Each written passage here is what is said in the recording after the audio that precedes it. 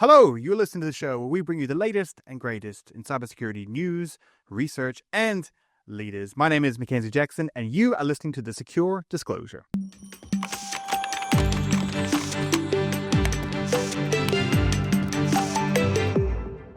We have a bit of a theme.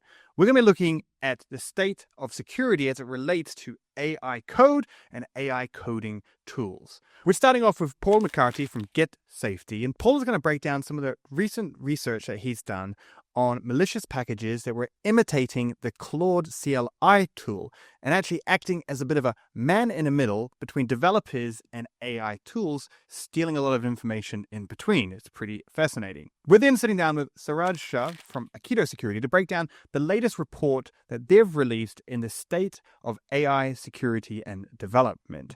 This report has lots of fascinating information when it relates to AI and code security. So you're going to want to stick around for that. Before we get started, do me a quick favor. If you're watching this on YouTube, please like this video, subscribe to the channel. And if you're listening to this anywhere else like Spotify or Apple Podcasts, please give us a 5-star rating. It really helps people to discover the show. All right, enough from me. Let's get into it. Paul McCarty is a bit of a legend when it comes to supply chain security research. Recently, Paul broke down some malware that was in NPM. It was a package that was mimicking the Claude CLI tool and using some basic typo squatting techniques to try and get people to download it. The package name was also called Claude CLI, but it was from a different author, the ChatGPT Claude_club. This is a common technique used, and the only thing different if you're looking at these packages is just the number of downloads.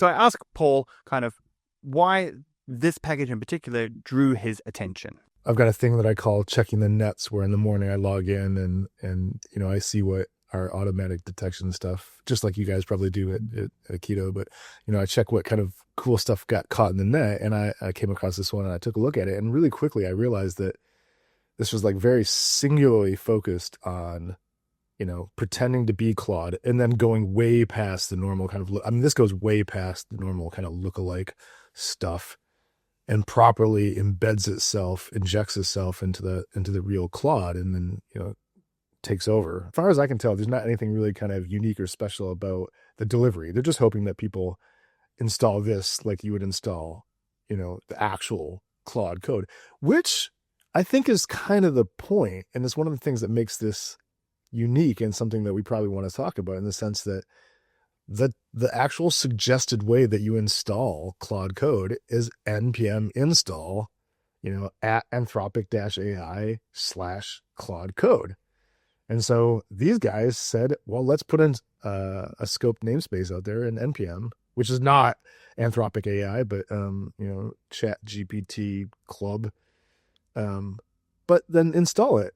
And I thought just that kind of unique kind of angle could be really successful. The interesting thing about places like NPM is that there's so much malware going in there. Often you will flag something as malicious, but not necessarily look into it.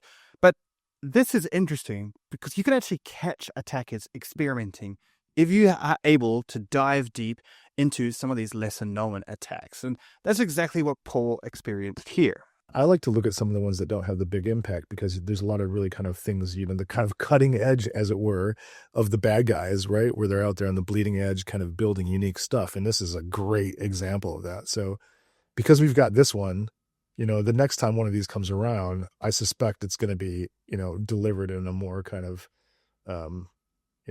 distributed fashion, which is not good for us, not good for any of us. So what did this bleeding edge malware actually do? Well, usually when packages get turned malicious, their job is to try and do something quite simple.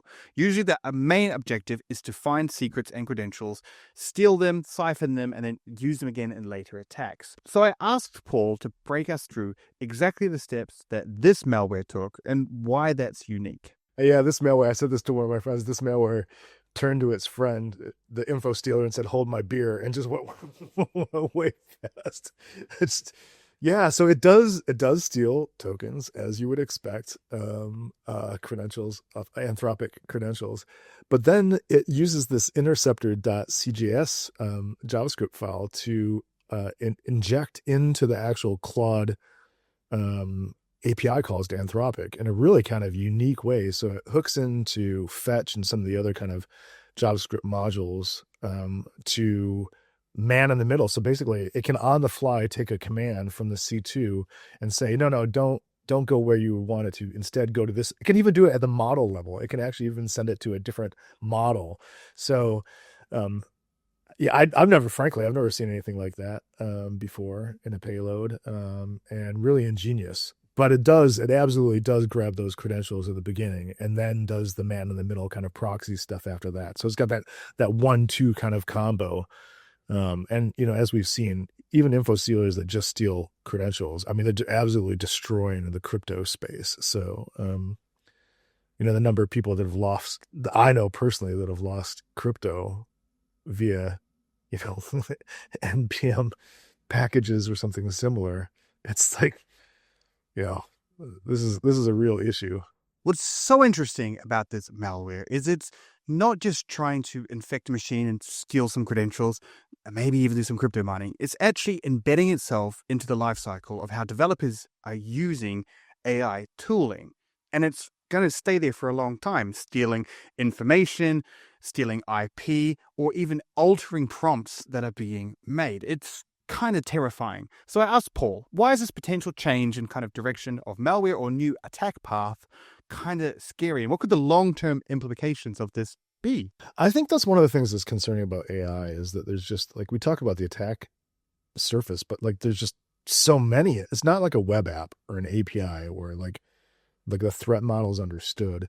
In this case, the threat model is in like all directions. I think this is a good example of, an attack path that I hadn't necessarily thought about, this man in the middle thing, where they're still letting you make the calls you want to the Anthropic API. They're just listening in. And when they want to, they can change stuff, right? I mean, just sneakily brilliant, but it just kind of goes to show, it's your point that, we don't really understand the attack surface of AI because it's different than anything else that has come before it. And so we're going to see lots of other kind of examples of this, I'm sure, too, where we're like, oh, shit, I didn't even think of that. I think it's scary because it's just an unknown space. And at the same time, it has become all pervasive so quickly, right? It's everywhere. And we don't understand the attack surface. We don't understand the threat model. And so that's why a lot of people are freaking out. While Paul was here, I wanted to get his opinion on the state of security as it comes to NPM. Now, it's no secret that we've seen a massive rise in attackers targeting NPM at the moment, and this is just another story. So I asked him what he made about this and why he thought this was happening. There's kind of two parts to the answer. The first is that, there's just a systemic issues in NPM. It first and foremost is the world's largest software registry by a fair bit. It is by far the most unprotected. Anybody can log in and create a scoped namespace in like 60 seconds and publish a package. They're not doing NPM's not doing some of the things that PyPy is, to proactively kind of get their handle around it. But also too, the volume is just so much bigger in NPM. So you've got this kind of systemic set of things that have always been a problem, right? NPM was written a long, long time ago. And not really realizing what it was going to become. JavaScript has become very, very popular, and with it, NPM's popularity has gone up. But then you have this other newer thing, the second part of this, which is really that bad guys have learned that this is a great way to distribute bad stuff. Finally, a couple of weeks ago, we did actually cover NPM has made some good security changes into trying to resolve some of the systemic issues that have appeared. So I also asked Paul if he thought that these changes were overall going to be good and if they're enough to actually start making an impact on some of these issues. No, I don't. The simple answer is no, I don't. I think those changes are good. Any changes in the space are good to see. But I think they focus on the account takeover style, attack, which is, what NX and Shah-Hulud and Singularity and all the big ones, are. And those are the ones that obviously get a lot of press, as they should, because they have large impact. But I think, yes, it's going to help for those types of attacks, right? These kind of general trusted publishing kind of, but the vast majority of the actual noise in NPM is not going to be addressed in any way by these changes, because it's not coming from, these long-term NPM authors, like Frost and everybody else, right? So, I mean, I think it's good, but I think it kind of ignores the real other problems that NPM has that people like me have been talking about for a while, right? Like, just look at how PyPy is doing it, right? Like, they're addressing some of these challenges. To me, it's a little bit too little, a little bit too late. Continuing on with our theme of AI and developers and the security risk within it, this report stems from in-depth interviews with 450 CISOs or equivalent in some of the leading companies, and how AI has impacted them from a development point of view and a security point of view. To take us through this report, I brought on to the author, Sooraj Shah, to break down exactly what the key elements in this report were. The first question I had for Sooraj was, why conduct such a large sales study and report? What was the objectives and what you were hoping to find because of it? Yeah, a lot of the kind of background of why we wanted to do it was there was a lot of talk about, the impact of AI on developers, on CISOs, on everyone in the kind of security space. But we wanted to see what was actually really happening, the impact in terms of whether attacks linked to AI, what kinds of opinions people had in the field of dealing with those things, as well as the kind of general day-to-day background of their roles. How is it impacting their roles? What is it doing in terms of workarounds that they might be trying to find if they have issues? Are they dealing with too many tools? So it was mainly based on AI, but also a kind of clearer picture of security and development altogether. The obvious question, of course, to us, Sooraj, is what were the key findings in the report that were most interesting and most surprising? One of the main things was, the headline finding, I guess, was the fact that there is actually a link between serious attacks and AI generated code. 1 in 5 organizations stated that they had found a serious attack because of AI generated code. But I think if you look deeper into it and going into the future, the themes of accountability and responsibility come up. One of the questions asked who would be to blame or who would be responsible if an AI code breach were to occur. And the fact that the answers were kind of so widespread in terms of whether it was the developer who generated the code or the security team, really it begs more questions of how teams are now going to set themselves up to deal with this. They need something in place, a governance framework or something in place to get clarity on, okay, if this was to occur, is it the security team's fault or is it someone else's fault? That theme of accountability is actually quite interesting, because if no one feels accountable for AI-generated code, then no one will feel the need to ensure that it's secure. So I dug a little bit deeper into why there is such a big distance in accountability at the moment when it comes to AI-generated code. I think our CISO, Mike, put it like this. It was kind of like the internet before HTTPS. It's kind of, we are running before we're walking in terms of AI usage. So we're kind of going to figure it out as we go along. And I think that's the same is going for AI generated code in terms of securing it. We're going to find out, and it may take a big attack of some sort, which is linked to AI code, that stimulates this conversation more, and it actually makes organizations take action and actually, identify who is accountable, what needs to be done to kind of address this. And the question is, there's a blame question, but maybe it's more the terminology should be responsibility, because who does the buck sit with, essentially? But it's not just accountability that's a big issue. It's also visibility. Most organizations don't actually know how much of their code is being generated by AI. And if you don't have that crucial stat, then you don't really know how to improve or focus your security efforts.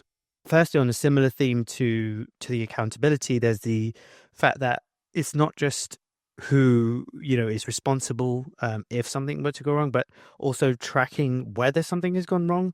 There's still I think organizations are still far behind on actually tracking all of their lines of code on whether they are AI generated or not. I think the divide is even bigger in Europe than the US.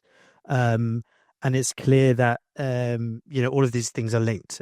So we see, for example, code in production in the US is higher in terms of AI usage, but they're also tracking it more, and therefore they're also finding more AI vulnerabilities. So there's clearly something there that needs to be done in terms of tracking AI usage, because if you're not aware that there is AI usage, then how are you going to know that a incident occurred because of it? If you've been watching this show or watching other videos from me, you'll probably not be surprised that I'm not super optimistic about AI. I think it's really cool. I really enjoy using it, but it also freaks me out a lot. So that's why something in this report caught my eye and took me by surprise. And that is optimism. Within the security leadership community, there's a lot of optimism about AI and the direction and impact that it's going to have, specifically on security. Yes, there are concerns around, the vulnerabilities that AI generated code can bring up, but there is also a lot of positivity around AI usage in terms of securing your organization. So whether that's through using, AI penetration testing, whether that's AI that will be able to write fully secure code, or whether that's AI used to fix vulnerabilities. So organizations in general, CISOs, developers, AppSec engineers are very optimistic or are already very much using these kind of tools right now in their organizations. Something unsurprising that the report brings up, but still very interesting to put numbers to it, is the difference between AI adoption when it comes to code between USA and Europe. Unsurprisingly, the USA is further ahead on adopting AI into their pipelines, into their processes. So I asked Sooraj why he thought this was the case. I think it's kind of common in terms of technology usage, with cloud and with everything else that's gone on before. US has always been ahead of the curve. Europe kind of follows. And actually, one of the other stats was around, just comparing non-AI security incidents between EU and US, and the US actually had far more. But the flip side is that because they're far ahead of AI usage and they're tracking it more, the long-term impact is still kind of there to be seen. I think the differences are obviously, in the EU, there's a lot more regulation, there's a lot more compliance kind of frameworks that people need to follow, and therefore maybe AI rollouts will be slower. They'll be more cautious about doing so. But when they do it, they will have to make sure that they are tracking it. Otherwise, they won't just be behind US organizations, but they will also feel, more impact from incidents. Another very interesting stat that the report brings out is a correlation between the amount of tools and vendors being used and the amount of security incidents. You'll be not surprised that there is a new groundbreaking AI coding tool coming up, it seems like every week, if not every day. But here's something surprising. The report stated that if the number of tools that were being used increases, the amount of security incidents also increased. So I asked Sooraj why he thought this might have been the case. Yeah, I think it's something that's in the cybersecurity space, especially. There's so many different elements to cover, and I think sometimes the decision in organizations has been to, okay, I need a different tool for this, and it will give me more coverage because I'll have myself, with a SaaS tool, and then I'll have SCA somewhere else, and I'll have DAST somewhere else. But what we're seeing from the data is actually that also means more cognitive load, essentially, for the developers who are dealing with all these tools. They have to learn how to use them. They have to learn how to perceive the alerts they're getting on these things, and it's just taking them more time to remediate. So overall, it's showing that the more tools you have, it doesn't really make you safer, and actually that integrating more tools into one place is probably a better fit and has better outcomes. And I had one final question for Sooraj. The report is called The State of AI in Security and Development. So I asked Sooraj, What is the state of AI in security and development? The state of AI in security and development right now is very much a work in progress in terms of AI. We are, as I say, going in headfirst in terms of trying to use AI, which is great for both protecting and for, and it's being used for generating code and other things. However, the impact that it's going to lead to, I think in the next few years, we will see a big AI code attack. We will see more incidents related to AI code. I think we're already seeing more incidents related to AI in general. And therefore, organizations need to do more in terms of tracking, in terms of making sure accountability is right. And I think we're still very much a work in progress of getting that right. And if you want to hear more about this report and more from Sooraj himself, you'll be able to catch him live on Thursday, the 6th of November in the webinar. There will be links to the report and that webinar in the description. So make sure you check that out, register for that webinar, and ask Sooraj all the questions that I didn't get the chance. And now it's time to quickly mention the sponsor of this show, Aikido Security. Aikido Security is your complete code-to-cloud security solution. Aikido secures everything from the first lines of code that you write all the way to your cloud environments. Aikido's superpower is noise reduction, getting rid of those pesky false positives. I would love to tell you about all of its amazing features, like its reachability analysis on dependencies, breaking changes, AI autofixes for your code, containers and cloud, and even AI-powered human written code quality checks. But I just don't have time, and I want to get back to the show. But thank you, Aikido, for sponsoring this podcast. And make sure you check them out at aikido.dev and sign up for free and check it out today. And that is our episode on AI-powered code tooling and security. I hope you enjoyed it. Make sure you like this video, subscribe to the channel, or give us a 5-star rating if you're watching on Spotify, Apple Podcasts, or anywhere else. And hopefully we will all see you in the next video. Thanks for watching. My name is Mackenzie. This has been the Secure Disclosure Podcast.